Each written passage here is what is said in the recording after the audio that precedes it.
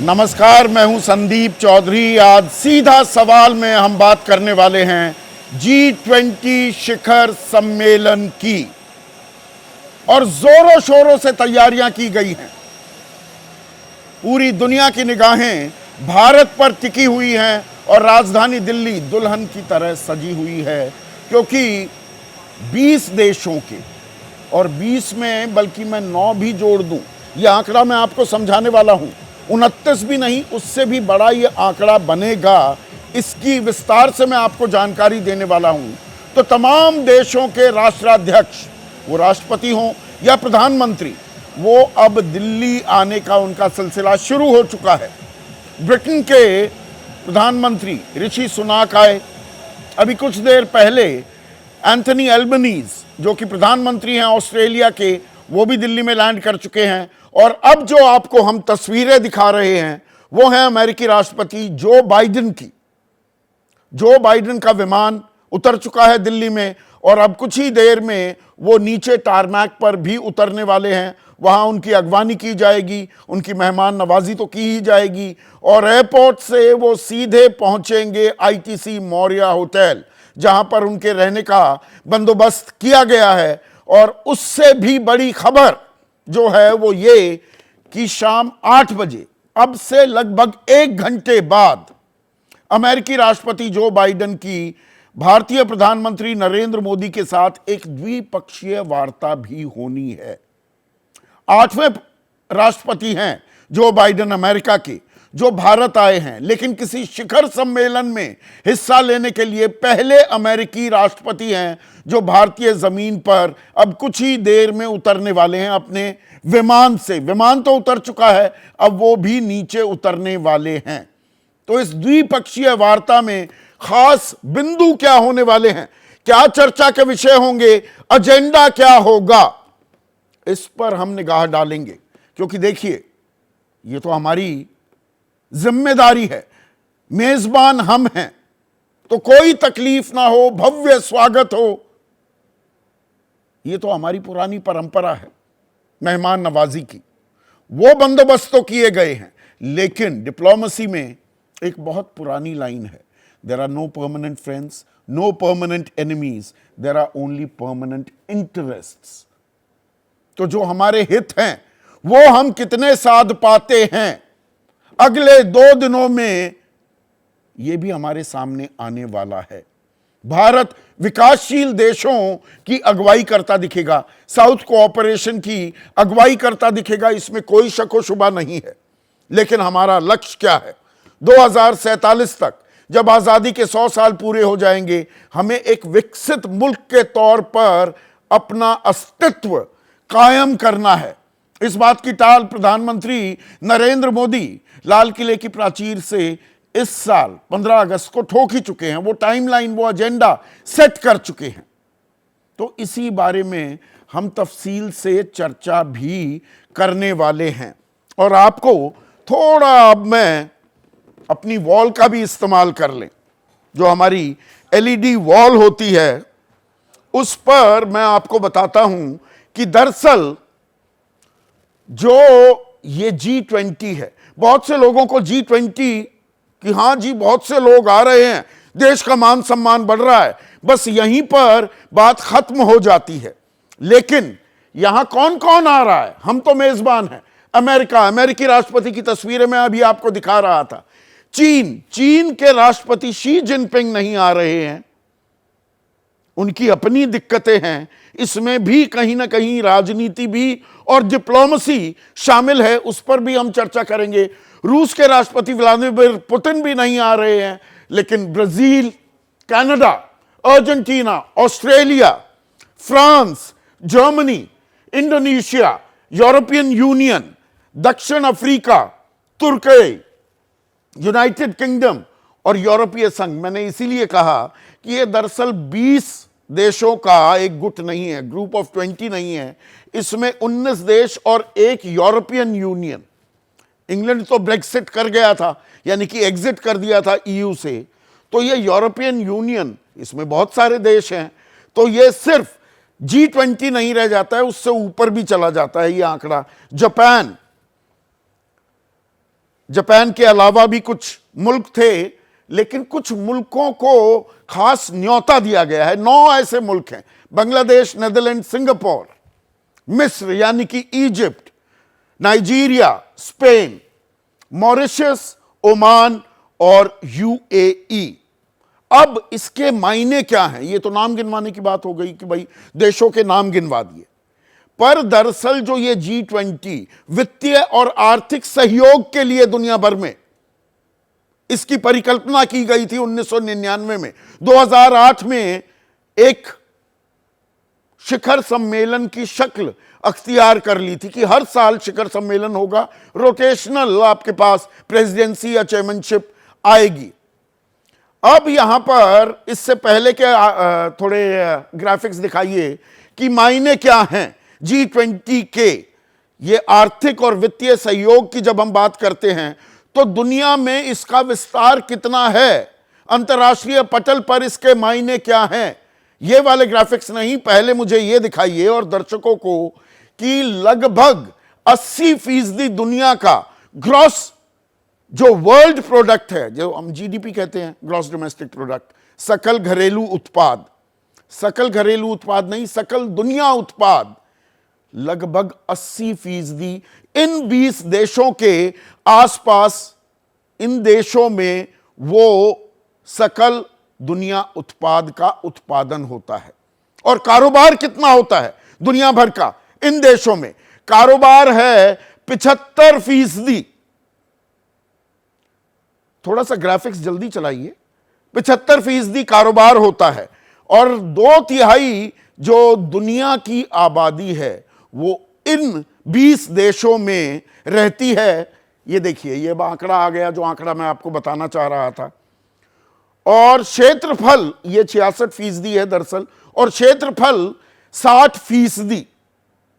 तो आप समझ सकते हैं कि यानी कि लगभग पूरी की पूरी दुनिया और उनके अध्यक्ष आज की तारीख में भारत में मौजूद हैं।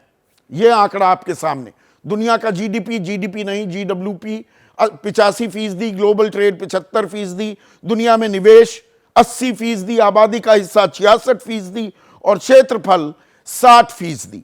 अब भारत के सामने चुनौतियां क्या हैं, एजेंडा क्या होगा, और 4 हिस्सों में अगर हम बांट दें G20 को, रूस, चीन, अमेरिका और यूरोपियन यूनियन, वो भी मैं आपको समझाता हूं। दुनिया में चीन की बढ़ती ताकत को रोकना, एक काउंटरपॉइज जो चीन और रूस का ये नेक्सस बन गया है, और ये कोई संयोग नहीं, ये एक प्रयोग है, ये डिप्लोमेसी का प्रयोग है कि चीन और रूस के राष्ट्रपति नहीं आ रहे, क्योंकि यहां पर यूक्रेन का मुद्दा भी उठने वाला है और रूस ने जो दखल की है यूक्रेन में, उस पर एक चिंता है। और जो अर्थव्यवस्था है अंतर्राष्ट्रीय स्तर पर, जो अंतर्राष्ट्रीय अर्थव्यवस्था है वो भी डामाडोल हो गई।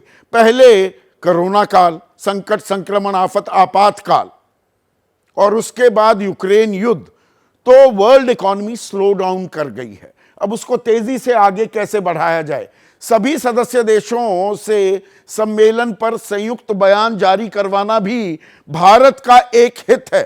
वो तीसरा पॉइंट जो था, जब मैं आपको कुछ और बात समझा रहा था, यूएन सिक्योरिटी काउंसिल में एक परमानेंट सीट, इसके लिए हम लगातार दबाव बनाते आ रहे हैं, सालों से कोशिशें करते आ रहे हैं। तो क्या इसको भी एक मुकम्मल जामा हम पहना पाएंगे? और अब यहां पर आप तस्वीरें देख रहे हैं, अमेरिकी राष्ट्रपति जो बाइडेन अपने विमान से नीचे उतरते हुए, और यहां पर अब उनका स्वागत किया जा रहा है। केंद्रीय मंत्री वीके सिंह, सेना अध्यक्ष भी रह चुके हैं, वहां पर उनकी अगवानी के लिए मौजूद हैं। ये अलग अलग मंत्रियों को जिम्मेदारी दी जाती है, शेरपा भी कहा जाता है कई जगह। तो यहाँ से अब वो अपने होटल जाएंगे और होटल से उसके बाद प्रधानमंत्री नरेंद्र मोदी के साथ उनकी मुलाकात होने वाली है, द्विपक्षीय वार्ता होने वाली है। और द्विपक्षीय वार्ता की जहाँ तक बात है, उसमें हमारा एजेंडा क्या होगा, क्या हमारे कंसर्न्स हैं। सबसे पहले जो मैंने अभी आपको बताया, यूएन सिक्योरिटी काउंसिल, सुरक्षा परिषद में भारत को एक परमानेंट सीट मिले। रूस हमेशा से पक्ष में रहा था इस बाबत, चीन ने आपत्ति दर्ज की थी। अब रूस का रुख क्या होगा, अमेरिका भी इसमें अपने पत्ते कभी नहीं खोलता था, पर अब अमेरिका भारत की पैरवी करता दिख रहा है। पर रूस का रुख क्या होगा, यह अपने आप में देखने वाली बात है। दूसरा, न्यूक्लियर रिएक्टर्स पर सहयोग भारत और अमेरिका के बीच, रक्षा क्षेत्र में सौदे हो रहे हैं भारत और अमेरिका के बीच। ड्रोन भी इसमें अब शामिल हो गया है। पहले ये तिजारत, ये कारोबार हम ज्यादा रूस से करते थे, पर अब वो रुख में भारत के बदलाव आ गया है। इसके अलावा जो हमारे होनहार मेधावी छात्र हैं और बहुत से लोग अमेरिका में जाकर बसते भी हैं, सिलिकॉन वैली तो ये कहा जाता है भारतीय ही चला रहे हैं, वहाँ की बड़ी बड़ी कंपनियों के सीईओज भी इस वक्त भारतीय हैं, पर वीज़ा में दिक्कतें आती हैं। तो इन वीज़ा की दिक्कतों को दूर करने के लिए अमेरिका क्या कोई रोड मैप भी दिखाएगा, कुछ रियायतें देगा? ये हमारे इंटरेस्ट की बात है। मेरे साथ lieutenant general Sanjay Kulkarni retired मौजूद हैं स्टूडियो में। जनरल साहब, पहले तो द्विपक्षीय वार्ता, कल होगा असल में सम्मेलन शुरू, सुबह 9 बजे भारत मंडपम में फोटो ऑप होगी और फिर कार्रवाई शुरू होगी परसों 12:30 बजे तक ये चलने वाली है। पर दरअसल जो ये द्विपक्षीय वार्ता है, ये किस लिहाज से और किस मुद्दे के लिहाज से सबसे महत्वपूर्ण होने वाली है? संदीप जी, बहुत बहुत धन्यवाद। मुझे लगता है कि एक जो बहुत बड़ा मुद्दा था वो था एक जॉइंट स्टेटमेंट का, और वो जॉइंट स्टेटमेंट को लेकर के जो बार बार बड़ी दिक्कतें और बहुत सारी बातें उभर कर आ रही थी, पर लेकिन जिस प्रकार से कांत साहब जो कि शेरपा हैं G20 के, उन्होंने साफ जाहिर किया कि शायद जॉइंट स्टेटमेंट जो है वो इस सम्मेलन के बाद इशू होगा, तो उसके कारण मुझे लगता है जो टेंशन है वो काफ़ी कम हो गई है। दूसरी बड़ी बात जो है, वो एक एम्बैरेसिंग मोमेंट भी हो सकता है। बिल्कुल, बहुत, क्योंकि हर शिखर वार्ता के बाद एक जॉइंट डिक्लेरेशन होती है, अगर वो ना हो तो द वेरी पर्पस कि भाई इतने बड़े मुल्कों के राष्ट्राध्यक्ष मिल रहे हैं और साझा बयान नहीं दे पाए तो खोदा पहाड़ निकली चूहिया वाला काम हो जाता। बिल्कुल संदीप जी, आप जो कह रहे हैं, और वही एक कारण है कि चीन वही चाहता था कि किस तरीके से भारत को एक एम्बैरेसिंग सिचुएशन में डाले, वही राजनयिक अड़ंगा लगाया था उन्होंने, और उसमें से बहुत अच्छी तरीके से बाहर निकल आए। लेकिन ये जो द्विपक्षीय बातचीत अब होगी अमेरिका के साथ, दोनों बहुत सबसे बड़े लोकतंत्र हैं, दोनों उभर कर आ रहे हैं, और दोनों की स्थिति ऐसी है कि भारत जो है रूस के साथ संबंध अच्छे हैं, यूक्रेन के साथ संबंध अच्छे हैं। उस पर आते हैं तफसील से। मेरी अभी दिलचस्पी इस बात में है जनरल कुलकर्णी, 8 बजे के करीब जो ये वार्ता तय है, द्विपक्षीय वार्ता, सबसे अहम मुद्दा क्या रहने वाला है आपकी निगाह में, या होना चाहिए?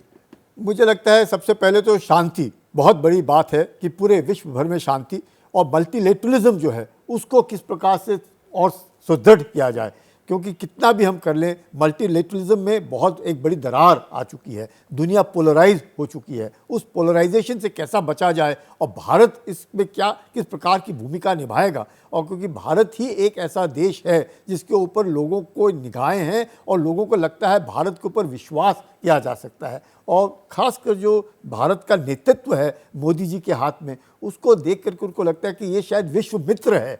भारत एक विश्व गुरु कहने की कोशिश कर रहा होगा, पर मोदी जी की तरफ मुझे लगता है उनकी निगाहें हैं कि ये विश्व मित्र है, और शायद जो उस मित्रता में हमें मिलेगा क्या?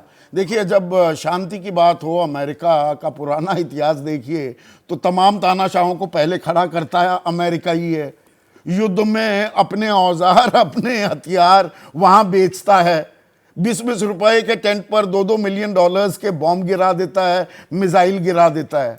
ये अमेरिका का एक इतिहास भी है। बिल्कुल, इसमें कोई शक्ति संदीप, देखिए जब हमारा न्यूक्लियर का एक न्योता जो अमेरिका के साथ हुआ, उसके बाद किस तरीके से चलता आया है और किस प्रकार से हम लोग भी धीरे धीरे करके उस मकाम पर पहुंचते हैं, और ख़ास मुद्दा चाहे हम माने ना माने, चीन को किस प्रकार से रोका जा सकता है। जिस प्रकार से चीन जो है अपनी आकांक्षाओं को धीरे धीरे इसमें यूएन सिक्योरिटी काउंसिल में परमानेंट सीट क्या आगे बढ़ेगा, ये सालों से चला आ रहा है।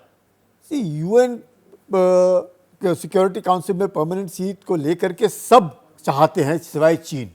चीन ही एक ऐसा है जो अड़ंगा डालने की कोशिश कर रहा है सिक्योरिटी काउंसिल। रूस कोई नुआंस तो नहीं करेगा अपना रुख? रूस के साथ भारत की एक बहुत पुरानी दोस्ती है और उस दोस्ती को रूस निभा रहा है और रूस निभाएगा भी।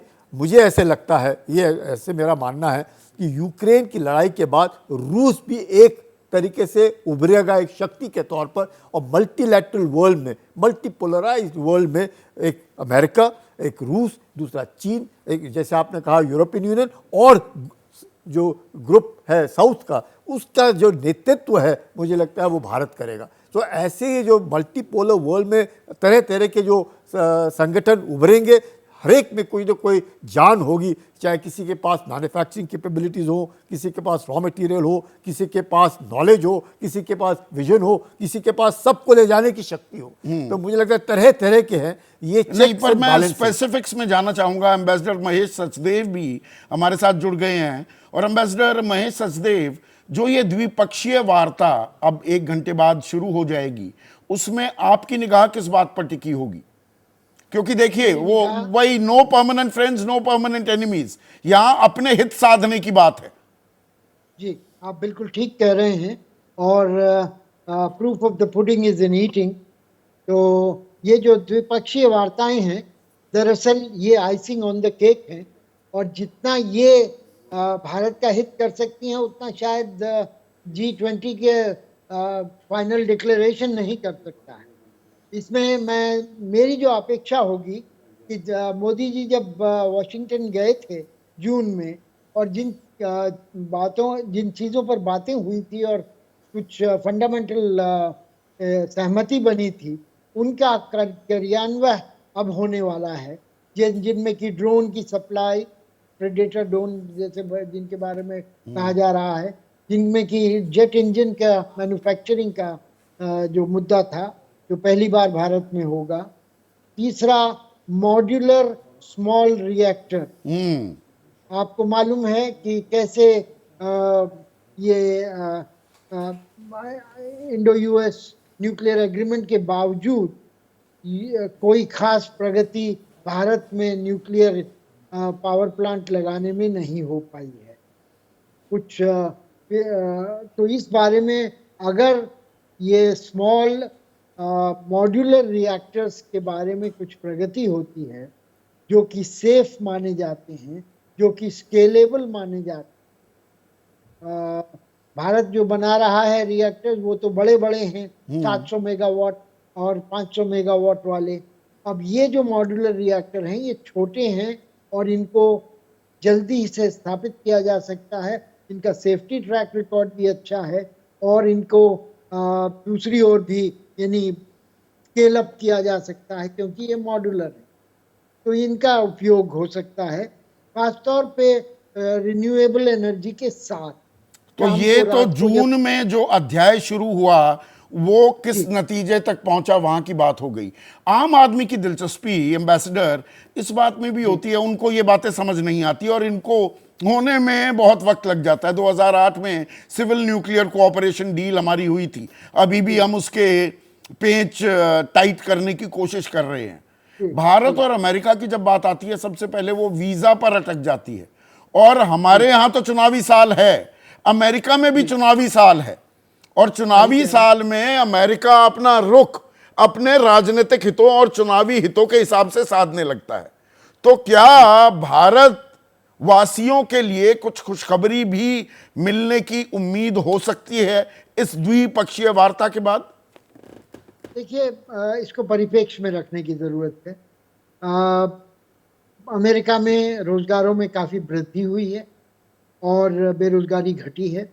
तो सिलिकॉन वैली या न्यू टेक्नोलॉजीज के जो हैं वो अभी भी उतना अधिक विकास नहीं हुआ है जितना कि कोविड के दौरान वहाँ पर एक्सपेंशन हुआ था। और वर्क फ्रॉम होम वाला मुद्दा भी अभी सामने है, क्योंकि वो भारत में अगर काम करने को दे सकते हैं तो क्यों भारतीयों को वहां बुलाएं। तो ये सब चीजें चल रही हैं। दूसरी ओर आप ये भी समझें मेरी तरफ से कि कितने भारतवासी वीजा के इच्छुक होंगे अमेरिका में। हालांकि लाइन कुछ लाख लोगों की है, पर भारत का जो इलेक्टोरल कॉलेज है वो तो 500 करोड़ का है, 50 करोड़ का है। तो ये मुद्दा इलेक्शन के लिए भारत में इतना मुहिम नहीं है। नहीं, अमेरिका के इलेक्शन का भी वो देखना पड़ेगा ना। अमेरिका अपने हिसाब से भी रखता है। पर एक आम आदमी को अगर आप समझाएं इस G20 शिखर सम्मेलन का, देखिए मेजबानी हम कर रहे हैं, ये एक तरह से अगर मैं बड़ी सादी भाषा में बात करूं एम्बेसडर, तो जैसे आप शादी करवा रहे हैं तो भाई आयोजन, इंतजाम, बंदोबस्त, खाना पीना, ठहरने का सारा इंतजाम बेहतरीन होगा और सब सज धज कर बैठते हैं। पर इस G20 में भारत का असल हित क्या होगा, किस तरह से साधते दिखेंगे आम आदमी को अगर आप समझाएं तो? चलिए मैं आम आदमी की बात करता हूं।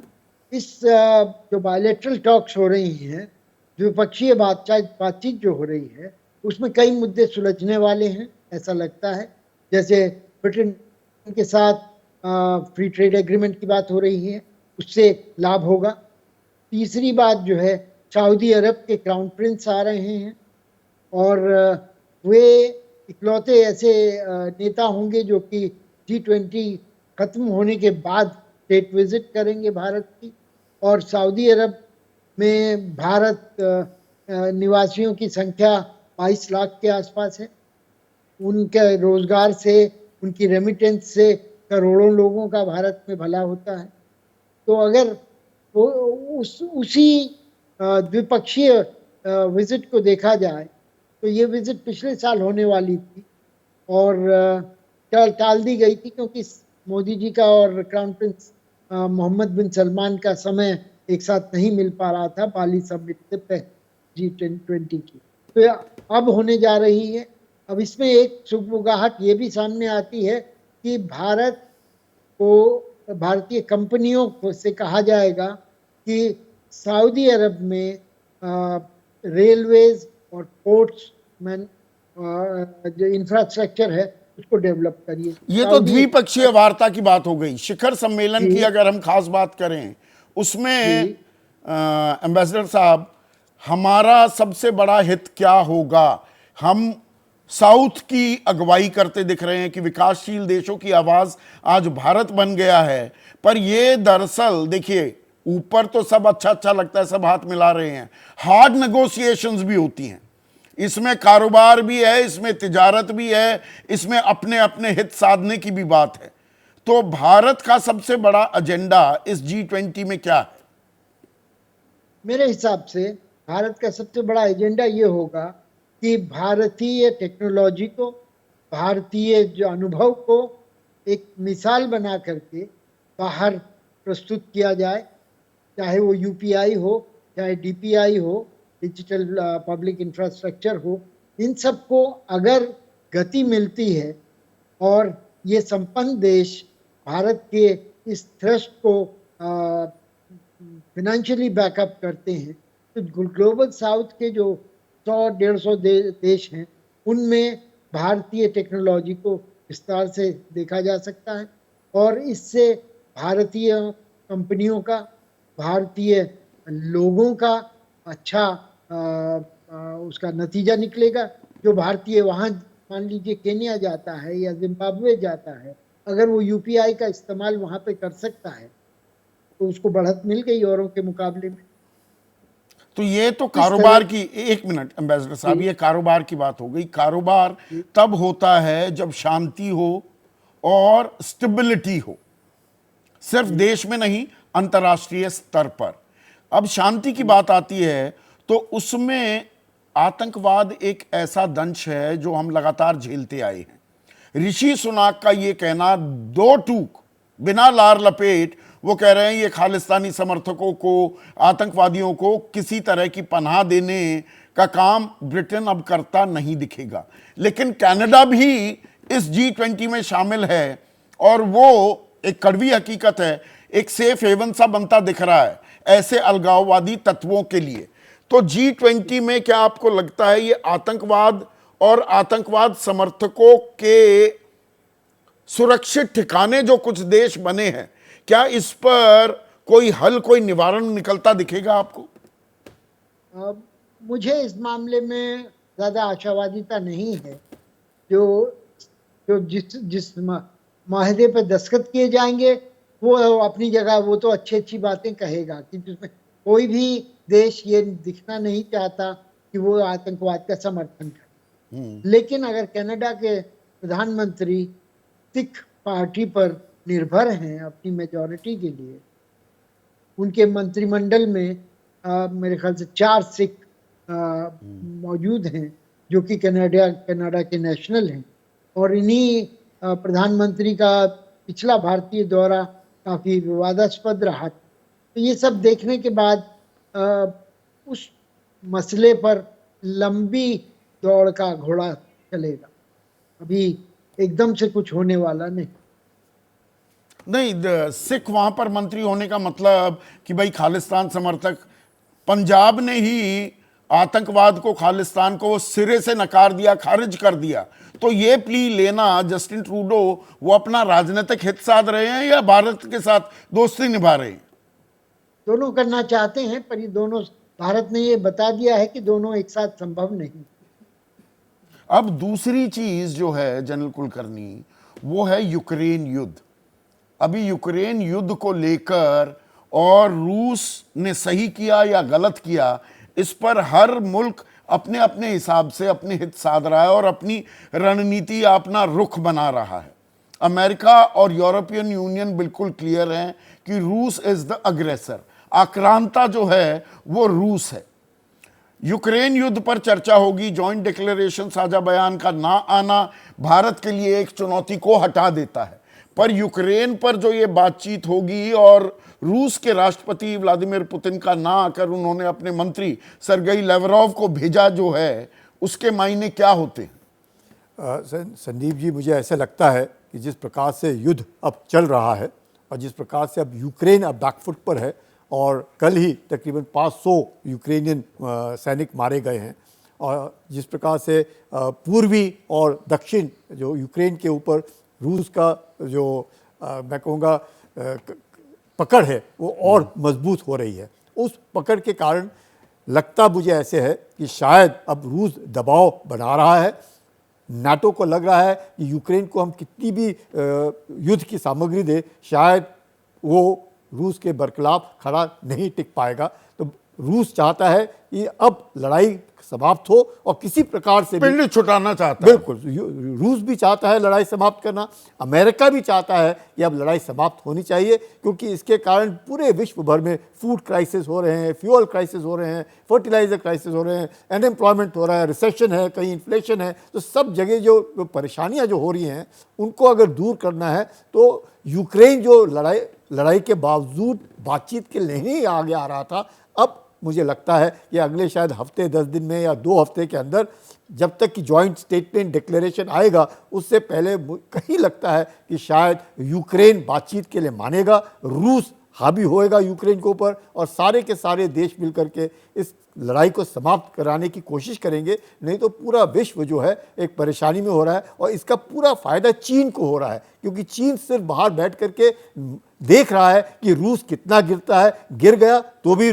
चीन का फायदा, अगर रूस ना भी गिरा और सीज फायर टाइप में भी रूस को लगता है कि चलो हम चीन के साथ खड़े हैं। अमेरिका को भी लगता है कि जो यूक्रेन है किसी प्रकार से अब शायद कितनी भी सामग्री दे, यूक्रेन अब खड़ा नहीं हो पाएगा, बैकफुट के ऊपर है, तो अब बातचीत से ही लड़ाई जो है खत्म होगी। मेरे साथ डॉक्टर युक्तेश्वर कुमार भी जुड़ चुके हैं, डिप्टी मेयर रह चुके हैं, बात इंग्लैंड में जाने माने एक्सपर्ट हैं इंटरनेशनल अफेयर्स के।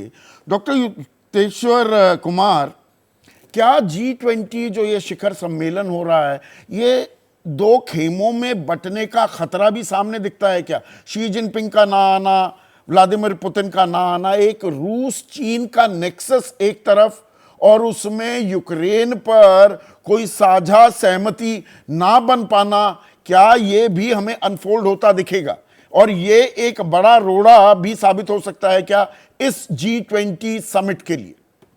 बिल्कुल। जैसे कहा जाता है कि अभी शादी हो रही है, दामाद जी तो आ गए हमारे कंट्री लंदन और इंग्लैंड से, लेकिन दो बड़े बड़े फूफा जी जो है वो सी जिनपिंग और पुतिन, ये लोग बड़ा नाराज हो गए हैं। और इससे क्या होता है कि पूरे विश्व में जो पीस का जो बात हो, और यूक्रेन वाली बात हो या चीन, जो हमारे सी जिनपिंग फूफा जी हैं, और वो कुछ ऐसा नहीं कर रहे हैं कि बड़े व्यस्त हों। वो आज देखिए, मैं देख रहा था, क्योंकि मैं चीन पे तो 30-32 साल से काम कर रहा हूँ और चीनी जैसे हिंदी या भोजपुरी बोलते हैं वैसे बोलता हूँ, तो अभी वो हेलोंग चियांग प्रदेश में वो भ्रमण कर रहे हैं। और चीन बड़ा घबराया हुआ है, क्योंकि वो चाहता नहीं है कि आंख से आंख लड़ा करके, चाहे वो बाइडेन साहब हो या मोदी हो या बड़े बड़े पूरे दुनिया का, आज पूरे मेरे ख्याल में तो ये दुनिया का सबसे बड़ा विवाह और इतने बड़े धूमधाम से पहली बार हो रहा है। ऑब्वियसली G20 की समिट तो काफी जगहों पे हो चुकी है, पिछले साल बाली में हुआ और पहले अमेरिका में भी पहली बार हुआ, लेकिन इतनी बड़ी तरह से आप देखिए कैसे सजा धजा हुआ है। लेकिन लोगों के पास जो मेन जो दो फूफा है वो इतने नाराज हैं और वो डर के आ रहे हैं। ये नहीं कि उनको कुछ चाहिए, उनको लगता है कि अगर यहाँ पे आएंगे तो ऋषि सुनक, जो बाइडेन और मोदी जी बिल्कुल आंख में आंख लड़ा करके, और वो बोलते हैं कि भाई हम लोग तो पीस के लिए करते हैं। वो हफिंग कुंगछू ऊसियांग चीपन युएंज पंचशील की बात करते हैं, लेकिन जो कहते हैं कि मुंह में राम और बगल में छुरी, और ये वाली बात चीन पर सार्थक होती है ज्यादा, क्योंकि उनके लिए G20 इतना इंपॉर्टेंट मीटिंग है, और उसमें अगर वो नहीं आ रहे हैं तो ऑब्वियसली एक पुतिन और सी जिनपिंग, और उनका खेमा किसके साथ है, तो नॉर्थ कोरिया, ऐसे ऐसे लीडरों के। तो मतलब यूक्रेन पर एक आम सहमति जाना है, अंतर्राष्ट्रीय और कल पटल नॉर्थ कोरिया का भी पर 75 नहीं बनती दिखेगी इस G20 सम्मेलन में, क्या आप ये कह रहे हैं डॉक्टर युक्तेश्वर? जी, क्योंकि अभी भी देखिए आज दोपहर तक अभी, हालांकि सी जिनपिंग खुद नहीं आए, लेकिन उन्होंने अपने प्राइम मिनिस्टर ली छियांग को भेजा, और गुड़गांव में अभी काफी सारा मीटिंग हो रहा है ताकि एक स्टेटमेंट बने। लेकिन चीन ही एक ऐसा देश है मेनली जो कि वो नखरे कर रहा है, और बड़े सारा कुछ उसमें प्रॉब्लम खड़ा कर रहा है। और सबसे बड़ी बात है, क्योंकि ऑब्वियसली जो विश्व जो है वो यूक्रेन और रशिया के वार को लेकर के और उसमें एक स्टेटमेंट बनाना चाहता है, लेकिन चीन जो है वो क्लाइमेट चेंज जैसी चीजों को यूक्रेन वाली बात पे ला करके एक ताश का पत्ता फेंक रहा है, ताकि बात नहीं बने और उनको कुछ इससे फायदा मिले। डॉक्टर तो युक्तेश्वर, आपने फूफाओं की बात की, दो फूफा, ये चीन बड़ा फूफा और रूस भी फूफा की भूमिका में इस ब्याह में, इस शादी में, पर रिश्तेदार भी हैं। और वो होता है ना शादी में कि हाँ ये पनीर तो अच्छा था पर वो दाल में नमक ज़्यादा हो गया, और रोटी ठीक थी पर पुलाव में चावल थोड़ा सा सख्त रह गया। तो यूरोपियन यूनियन मणिपुर पर प्रतिक्रियाएं लगातार देता आ रहा है, क्योंकि आप इंग्लैंड में ही हैं। तो ये जो कश्मीर एक ऐसा मुद्दा था, भारत पर हमेशा सवाल उठाए गए, तुर्की अभी भी उठा रहा है वो सवाल, और कहीं ना कहीं उसमें वो रूस और चीन नाम के फूफा भी अब इन्वॉल्व है। मैं रूस का भी नाम ले रहा हूँ पूरी जिम्मेदारी से। तो ये मणिपुर की बात हो, खालिस्तान समर्थन पर ऋषि सुनाक ने तो दो टूक कह दी, जस्टिन ट्रूडो क्या कहते हैं, ये रिश्तेदार रिश्तेदारी निभाएंगे या मीन मेक ही निकालेंगे? जी हाँ, दो फूफा जैसे नाराज चल रहे हैं, लेकिन दामाद जो है ऋषि सुनक, वो कभी भी अपने ससुर और सास के साथ में बेईमानी नहीं करेंगे। जैसा आपने बताया खुद ही कि वो बिल्कुल ही बोल चुके हैं। और मैं चूंकि इंडियन एम्बेसी है लंदन में, वो हम लोग का घर के जैसा है, हमेशा जाते रहते हैं वहां पे और बात भी होते रहती है। दोराई स्वामी जी मेरे 32 साल से पुराने दोस्त हैं, वो वहां पे एम्बेसडर हैं और चीन में भी वो थे। और इन सब चीजों से ये आप भूले मत कि ब्रिटेन भले ही अब वो इतना स्ट्रांग नेशन नहीं रह चुका है मेरे ख्याल में, लेकिन अभी भी वो G7 का और इतना $3.4 ट्रिलियन का इकोनॉमी है, अभी भी हो चुकी है। अमेरिका का बहुत बड़ा ही मित्र रहा है, तो उसकी बातें जरूर सुनी जाएंगी।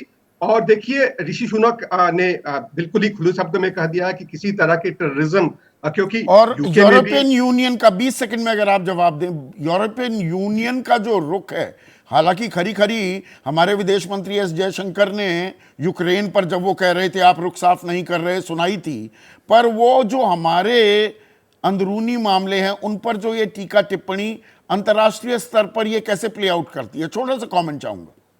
देखिए, यूरोपियन यूनियन में है, लेकिन चूंकि फ्रांस में भी टेररिज्म का इतना बड़ा खतरा रहा है, तो वहां के प्रेसिडेंट अब इसलिए आ रहे हैं, और उन लोगों को पता है कि कैसे ये जो कश्मीर का मुद्दा, चूंकि टेररिज्म से वो संबंधित है। हाँ, मणिपुर में बिल्कुल डायरेक्ट टेररिज्म का बात नहीं है, वहां पे दो कम्युनिटीज और उसका क्लास है, लेकिन उसके ऊपर में भी चूंकि उनको पता है कि दूसरे के घर में कुछ बदमाशी हो रही है, तो उसका सपोर्ट वो नहीं करेंगे, क्योंकि उनको पता है कि अगर कहावत जो होती है कि बोए पेड़ बबूल का तो आम कहां से पाए, अगर वो लोग बबूल का पेड़ अगर कश्मीर और मणिपुर में डालेंगे, तो उनके घर में भी तो आम सबको तो नहीं अपने मिलेगा। गिरेबान में भी झांकना होगा, और हित तो अपने बिल्कुल। साधने हैं, और इसमें आर्थिक सहयोग सबसे महत्वपूर्ण चीज होती है। बात कर रहे हैं G20 शिखर सम्मेलन की। दुनिया भर के तमाम बड़े नेता भारतीय सरजमी पर उतर रहे हैं, बहुत से उतर चुके हैं। कल इसका आगाज भी होगा, आज द्विपक्षीय वार्ता भी है, लेकिन आम आदमी के लिए हम सीधी सादी सरल भाषा में ये भी समझा रहे हैं कि भाई ये G20 में बातचीत क्या होती है। और सबसे बड़ा एजेंडा एम्बेसडर महेश सचदेव है आर्थिक सहयोग का, आर्थिक और वित्तीय सहयोग का। और हम पांचवी सबसे बड़ी अर्थव्यवस्था हैं, सबसे तेजी से विकास करती हुई अर्थव्यवस्था भी हैं, लेकिन 55 लाख करोड़ का जो हमारा कर्ज था अब वो बढ़कर 150 लाख करोड़ भी हो चुका है। तो ये वित्तीय लेन देन, और वो लिया जाता है बाहर से पैसा।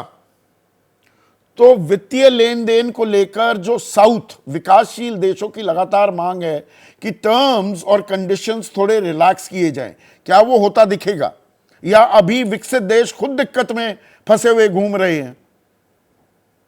जी, आपने सही कहा।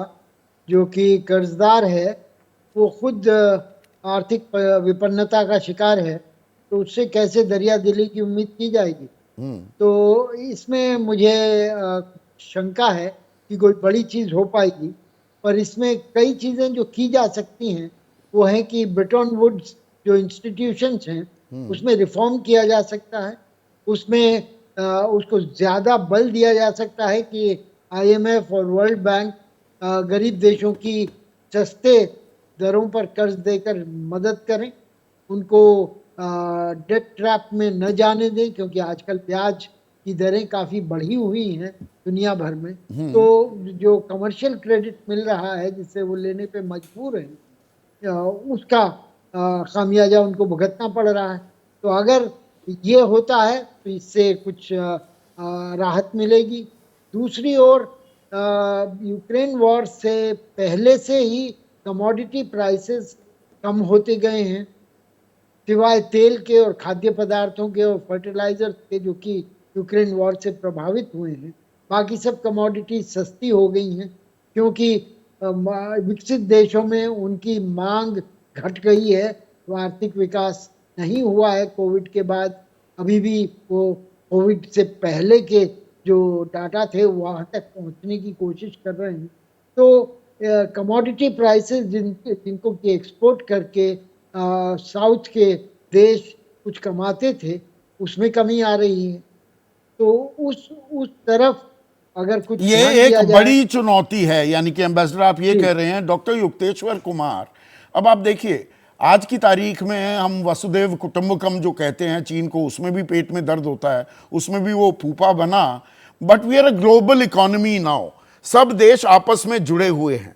ऐसे में जब अंतर्राष्ट्रीय स्तर पर भविष्यवाणी ये की जा रही है या आकलन ये किया जा रहा है कि 2.5% के करीब वैश्विक विकास दर की वृद्धि होगी, भारत की सकल घरेलू उत्पाद की विकास दर 6.8% है, पर दुनिया भर में अगर 2.5% की ही ग्रोथ होगी तो जो ये महंगाई और बेरोजगारी, ये भारत ही नहीं दुनिया भर में समस्या है।